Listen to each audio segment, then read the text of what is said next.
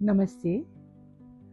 Channel सृजन संवाद में आपका स्वागत है और मैं हूं नीरू, नई कविताएं लेकर। आज मैं आपके साथ त्रिलोचन शास्त्री जी की कविताएं साझा करना चाहती हूं, जो कि प्रगतिशील कविता धारा के हस्ताक्षर कवि हैं। आपकी कविताओं में जनवादी चेतना, आम आदमी का संघर्ष, शोषक के प्रति विद्रोह और प्रकृति के प्रति प्रेम, इन सब की अभिव्यक्ति हुई है। तो मैं आज उनकी दो छोटी छोटी कविताएं पढ़ूंगी। तो पढ़ती हूँ उनकी पहली कविता, जिसका शीर्षक है कौन कान सुनेगा। पढ़ती हूँ।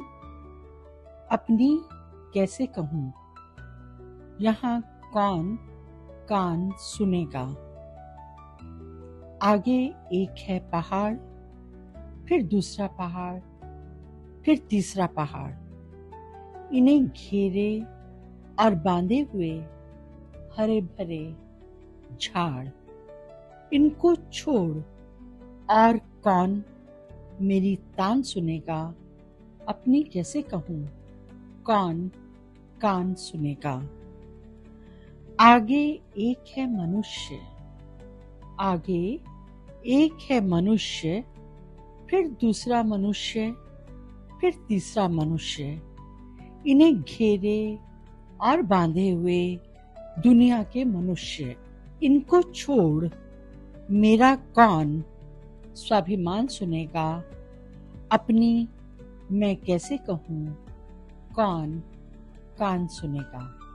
और अब दूसरी कविता पढ़ती हूँ, जिसका शीर्षक है अकाल और उसके बाद। तो पढ़ती हूँ कविता। कई दिनों तक चूल्हा रोया, चक्की रही उदास। कई दिनों तक कानी कुतिया सोई उसके पास।